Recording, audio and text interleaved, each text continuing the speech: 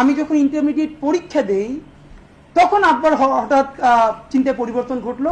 একটা শর্তে তিনি আমাকে বিশ্ববিদ্যালয়ে ভর্তি কোচিং করতে দিবেন, মানে ভর্তি হতে দিবেন। শর্তটা কি সেটা বলার আগে আপনাদেরকে একটা ঐতিহাসিক ঘটনা বলি। ঘটনাটা আপনারা গুগল করলে অল্প পাবেন, এটা নিয়ে আলাপ হওয়া দরকার। যেটা আপনি সার্চ দিলে পাবেন যে কুলকাঠি হত্যাকাণ্ড। এইটা ব্রিটিশ আমলে যেই কটা খুব বাজে হত্যাকাণ্ড হয়েছে মুসলমানের উপর, এর একটা হলো কুলকাঠি হত্যাকাণ্ড। এখান থেকে আমার বাড়ি 3 থেকে 4 কিলোমিটার দূরে। আমি ছোটবেলা থেকে, আমার আব্বা যেহেতু মসজিদের ইমাম এবং উপজেলা জেলা শহরের ম্যাক্সিমাম বড় প্রোগ্রামে তিনি দোয়া করতেন, যত শহীদদের নামে দোয়া করতেন, শহীদে বালাকোট এরকম বলতে বলতে তিনি সবসময় যে কুলকাঠির শহীদদের কথা বলতেন। এই গ্রুমিংটা আমরা শুনি যে কুলকাঠির শহীদ এই সেই।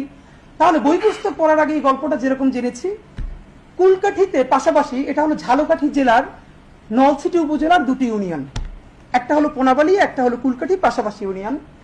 পোনাবালিয়ায় বিখ্যাত একটা হিন্দু মন্দির আছে, শিব মন্দির, এবং এখানে ঐতিহাসিক একটা শিব মেলা হয়। এটা আগে 15 দিন 20 দিন ধরে হতো, এখন ছোট হতে হতে 3 দিন 5 দিন ধরে হয়।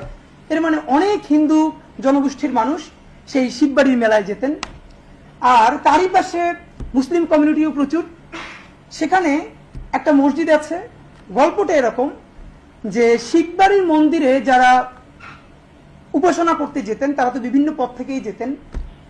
তো একটা মসজিদের পাশের রাস্তা, ওখান থেকেও তারা হিন্দু জনগোষ্ঠী যারা তাদের স্বাভাবিকভাবেই তাদের ঢোল অথবা তাদের বাদ্য বাজাতে বাজাতে ওখান থেকে যেতেন। এইটা তখনকার যারা আবার মুসলমান যারা মসজিদে নামাজ পড়তো আসর বা জোহর, এই সময় তারা বাদ্য বাজাতে বাজাতে যেতেন। এইটা তাদের অনেকটা মনোকষ্টের কারণ হলো। আমি চাইলে ওই সময়ের একদম প্রত্যেকটা নাম বলে বলে আমি আপনাকে বলতে পারবো, কিন্তু আমি মনে করি এটা একটা অকাজ। কারণ হলো আপনি চাইলে তো নামগুলো বের করতে পারবেন, আলোচনার গল্প থেকে তখন নামই চলে যাবে। আমি কোনোভাবে এইভাবে আলোচিত হতে চাই না যে এই ভদ্রলোক প্রচুর তথ্য জানে, প্রচুর বই টই পড়ে।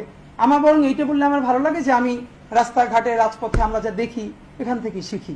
বই শেখার একটা অংশ, কিন্তু লাইব্রেরি হয়ে ওঠার মতো কি বলবো যে এইটা আসলে আমাদের ভালোবাসার জায়গা না।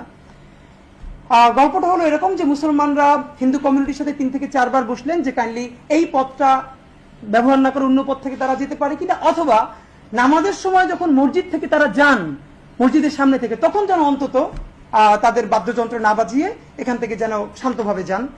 এইটা কিন্তু বাংলাদেশের এখন কালচার। আমি এখন যেখানে আমার জন্মস্থান নলছিটিতে, আমার বাসার 5 মিনিটের মধ্যে অন্তত 5টা বড় মন্দির, এবং আজীবন দেখেছি আজানের সময় তারা ওই সময়টা কিছুক্ষণ বন্ধ রাখেন। এটা কোনো মুসলিম কমিউনিটিতে বলে দিতে হয় না, তারা নিজেরা করেন।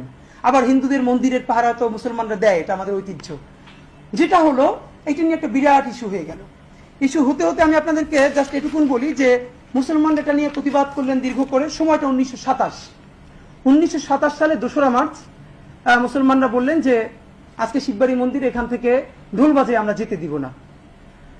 এইটা যখন ঘটনাটা ঘটবে তখন আপনার একটু ফাঁকে বলে রাখা ভালো যে সত্যেন সেন নামক একজন বড় হিন্দু নেতা ছিলেন। যখন একসময় তিনি বৃহত্তর বরিশালের কংগ্রেসেরও সভাপতি ছিলেন এবং সত্যাগ্রহ আন্দোলনের সাথে তার বিশাল নাম জড়িত। সত্যেন সেন, তার গল্প আমরা পরবর্তীতে আরো বিভিন্ন কারণেই বলবো। সত্যেন সেন নামক এই যে বড় হিন্দু নেতা, তিনি এই ঘটনা জানতে পেরে তার যে সেবক সংঘ আছেন বরিশাল এবং পটুয়াখালী, সেখান থেকে একটা বড় বাহিনী নিয়ে তিনি এই কুলকাঠিতে হাজির হলেন আগের দিন। তো মুসলমানরাও তারা ডিটারমাইন্ড, তারা এখান থেকে যেতে দিবে না। সত্যেন সেন তিনিও তার বাহিনী নিয়ে, স্বেচ্ছাসেবক নিয়ে ওখানে আসলেন, যেখান থেকে তারা মিছিল নিয়েই যাবেন মন্দিরে। এইটা জেনে তখন বৃহত্তর বাকেরগঞ্জের যিনি ম্যাজিস্ট্রেট EN ব্লান্ডি, নামটা আমি আবার একবার বলছি যে EN ব্লান্ডি, তিনিও গুর্খা সৈন্যদেরকে নিয়ে তখন সেখানে সমবেত হলেন। এরপরে 1927 সালের 2রা মার্চ মসজিদের দিকটায় অনেক মুসল্লি, উল্টো পাশে হিন্দুদের যেই সেবা সংঘ তারাও যাবেন। আমরা যে গল্পটা শুনি বড় হয়েছে, মানে আমার আব্বা অথবা আমাদের পারিপাশে, যে তখন প্রচন্ড ঝগড়া বিবাদ শুরু হলো। মুসলমানরা একটা পর্যায়ে বলল বরিশালে ঘাড়কে বলে কল্লা, এরকম দেখাই বললো যে এই কল্লা উপরে থাকে, এখান থেকে যাইতে দিব না। যে কল্লা উপরে থাকতে মসজিদের পাশ থেকে ঢোল বাজিয়ে যাইতে দিব না, যেটা শুনেছি আমরা। এরপর এখান থেকে যাদের মধ্যে, হিন্দুদের মধ্যে থাকা যারা মোটামুটি ইংলিশ জানতেন, তারা EN ব্ল্যান্ডিকে বললেন যে এখনই বলতেছে যে আমাদের কল্লা উড়াই দিবে বা কল্লা কাইটে ফেলবে, এই প্রস্তুতি নিতে। EN ব্ল্যান্ডির সাথে সাথে গুর্খা সৈন্যদেরকে আদেশ করলেন মুসলমানদের উপরে ফায়ার করার জন্য। এবং আপনি জানেন কিনা আজকে বলি, 19 জন মুসল্লির সাথে সাথে শহীদ হলেন কুলকাঠিতে। 19 জন মুসল্লির সাথে সাথে শহীদ হলেন এবং মসজিদের মধ্যে যারা অনেকে ছিলেন তারা আহত হলেন।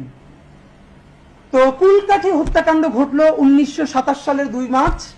19 জন মুসল্লি শহীদ হলেন ইয়েন ব্ল্যান্ডির সরাসরি নির্দেশে গোর্খা সৈন্যদের গুলিতে। এটা নিয়ে পরবর্তীতে আন্দোলন হলো।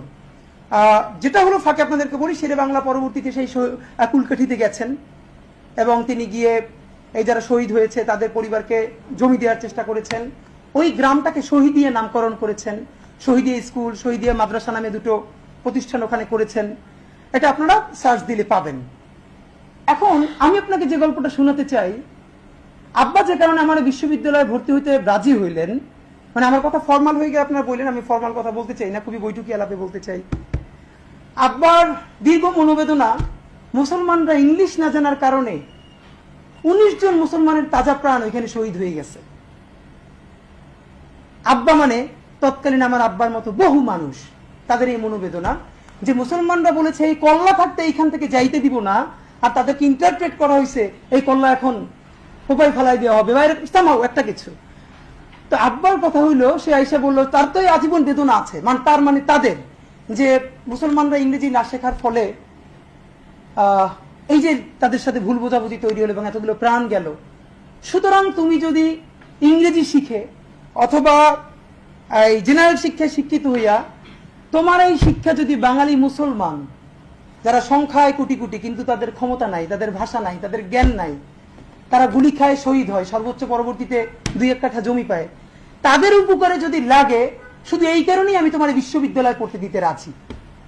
এবং তিনি আমার পরবর্তীতে বিশ্ববিদ্যালয়ে ভর্তি কোচিং করতে দিলেন। গল্পটার মধ্যে এভাবে শুরু করলাম এই জন্য, আপনারা নিশ্চয়ই বুঝতে পারবেন বাঙালি মুসলমান তার যে দীর্ঘদিনের মনোবেদনা পোষণ করে আসছে, তাকে ডিহিউম্যানাইজ করা হয়েছে বিভিন্নভাবে। এইটা আমি আমার আব্বার এই গল্পটার মধ্যে দিয়ে, আমার বেড়ে ওঠার মধ্যে দিয়ে গল্প মানে আপনাকে বললাম। মজার ব্যাপার হলো, বিশ্ববিদ্যালয়ে ভর্তি কোচিং এর সময় যখন ফাঁকে ফাঁকে একটু অন্য পড়া পড়তাম, তখন আমি আবুল মনসুর আহমেদের আমার দেখা রাজনীতি 50 বছর বইটা পড়া শুরু করি। ফাঁকে ফাঁকে যে গল্প আকারে পড়ি, তখন আমি ভার্সিটিতে ভর্তি হই নাই। আপনাদের কাইন্ড ইনফরমেশনের জন্য বলি, এই গল্পটা আবুল মনসুর আহমেদ তার আমার দেখা রাজনীতির 50 বছরের একদম শুরুর দিকে তিনি উল্লেখ করেছেন, যে কুলকাঠি হত্যাকাণ্ড সংক্ষেপে বলেছেন। এবং শেরে বাংলা যে পরবর্তীতে এসে এখানে জমি দিয়েছেন, এবং ভালো কথা ব্ল্যান্ডিকে শেরে বাংলা শহীদিয়া এসে সমাবেশে যে বলেছেন ব্লাডি, এই বলে তাকে উপাধি দিয়েছেন। পরে তাকে চাকরিচ্যুত করা হয়েছে, ব্ল্যান্ডিকে তিনি ব্লাডি বলেছেন, চাকরিচ্যুত করেছেন, মানে কিছু একটা রিয়াকশন হয়েছে।